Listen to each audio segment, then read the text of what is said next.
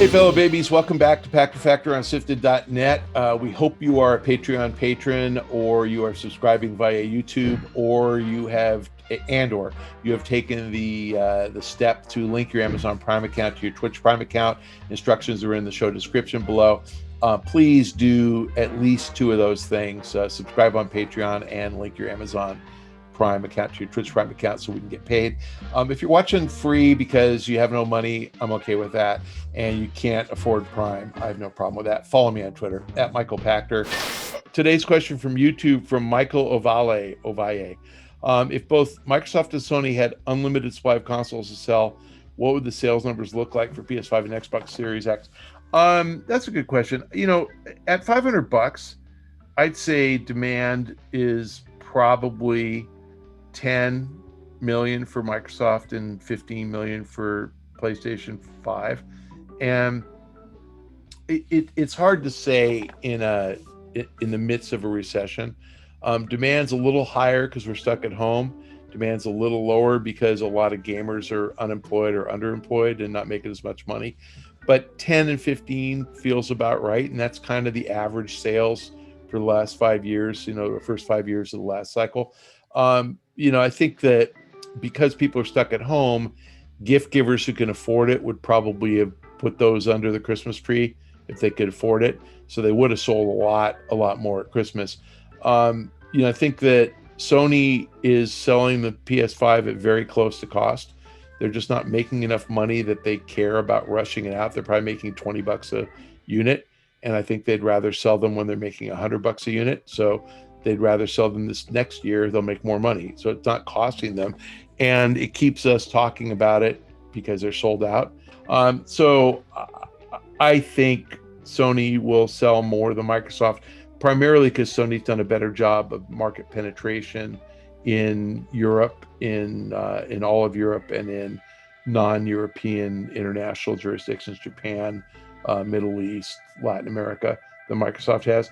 The equalizer is, you know, this Game Pass subscription and the installment purchase option for the Xbox Series X, the $34.99. That might get Microsoft sales up higher early on because people who don't have $500 will find $35 a month for the subscription service.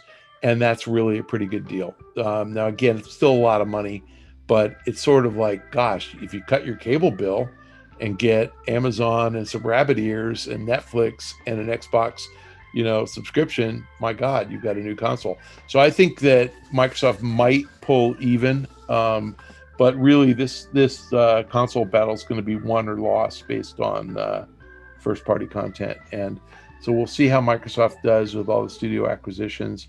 Sony clearly has better first-party content based on last cycle launches, but Microsoft's got a lot of stuff coming, especially with the Bethesda stuff. So we'll see how rapidly that comes out. We'll see if it's single platform, multi-platform, and we'll see if they catch up. Good question, interesting question. Today's question from Sifted, from McWomble, who's my favorite guy on Sifted. Reports state that the ESA is trying to charge some publishers six figures to participate in a virtual E3 for 2021. What does this show about last year's disjointed event, with publishers appearing to be more than happy to go their own way? Is ESA completely out of touch with the industry at this point? The ESA is a trade group, and they're responsible for the industry's government relations in Washington, D.C. and states. So they're the lobbying organization. They're responsible for the Schwarzenegger case that tried to block retail sales of M-rated games to minors, and it was just a real mess. And they've won a lot of big victories for the industry.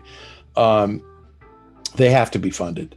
So E3 is virtual this year because it's highly unlikely we're going to have enough people vaccinated by June to host it in June. I would have preferred that they push it to September, but I think they weren't willing to take the risk that we be vaccinated by September. So they're going to just reset, and we'll be back next year. The truth is, you know, any of the publishers who complain that they're not going to pay the six-figure fee are being short-sighted, because, you know, if you think about the average wage at a publisher, let's not say executives, but of a developer or of a finance guy, it's six figures. They pay people $100,000 a year. Now, maybe this is $999. That's why I said we don't know if it's $100,000 or $999. But if they're paying each of their employees $100,000, and by the way, I'll give you the number. Facebook, the average pay at Facebook is $240,000. That includes secretaries. $240,000. But that's because they give everybody stock, and that's what their compensation adds up to. So, are they talking about, we're not going to give the ESA what we give to one employee because 1 year we aren't going to have a physical E3? That is just stupid. So like, my heart bleeds for, the publishers who don't think they can afford this. And honestly, I doubt it's Sony, Nintendo, or Microsoft that are saying they aren't going to pay. Microsoft does its own thing, but they're part of E3, part of ESA. I really, even though EA does its own thing, I don't think it would be EA or Activision or Take-Two either.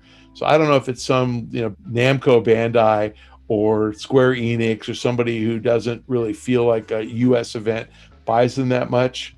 But I just think they're being incredibly short-sighted and cheap.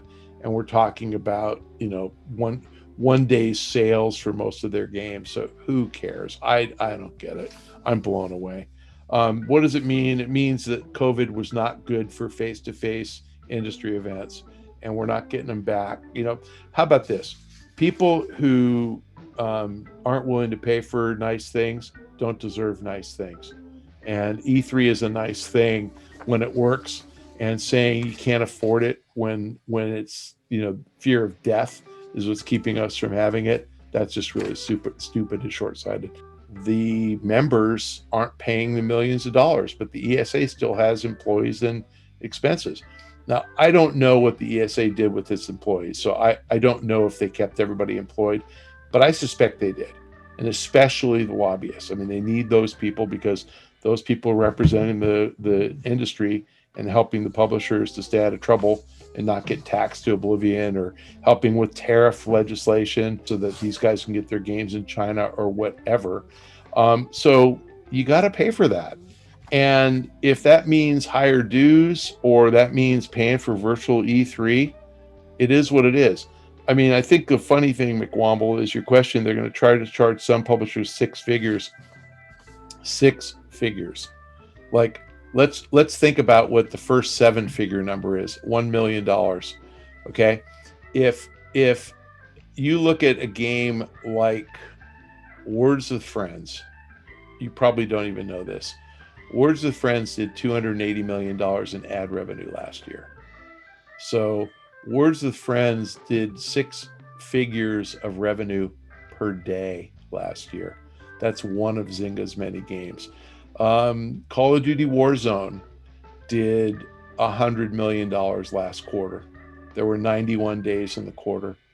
They made over $1 million a day. So six figures once from Activision. Break out the violins. Like, my heart bleeds for them. Now, if they decide that they don't want to fund the ESA and they want to go their own way on lobbying, they can. But you're much stronger if you're not Activision doing the lobbying. You're much stronger if you're the industry, doing the lobbying. And I personally believe in the ESA. I used to be a lobbyist. I think that the ESA is member-owned, member-funded, and they benefit the members. So like my yacht club, it's important that they keep doing their group functions, and it's important they keep paying for it. And who cares if a publisher pays six figures? Now, if you can name a publisher that has revenues of less than six figures, I bet they're not being charged six figures. But if you're talking about, public companies that do 500 million and up in revenue, Glue Mobile does 500 million, 550 last year. So do we really care about, Embracer, who is probably doing that much in revenue? Or I can't even, CD Projekt is doing that much in revenue.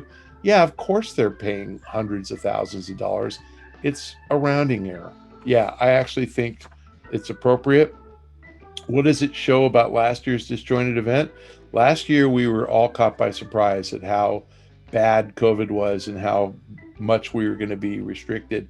And I remember in March begging the ESA, please don't cancel E3. I want to have my party. because I didn't know how bad this was. Okay, fellow babies, thank you for joining us on Pachter Factor on SIFTD.net. Thank you for being a Patreon patron. Thank you for tying your Amazon Prime account to your Twitch Prime account. We're getting paid by Amazon. It costs you nothing. Instructions in the show description. Do it. And if you can't do any of that stuff, please follow me on Twitter. You're getting this stuff a week late, and put up with my BS on Twitter at Michael Pachter.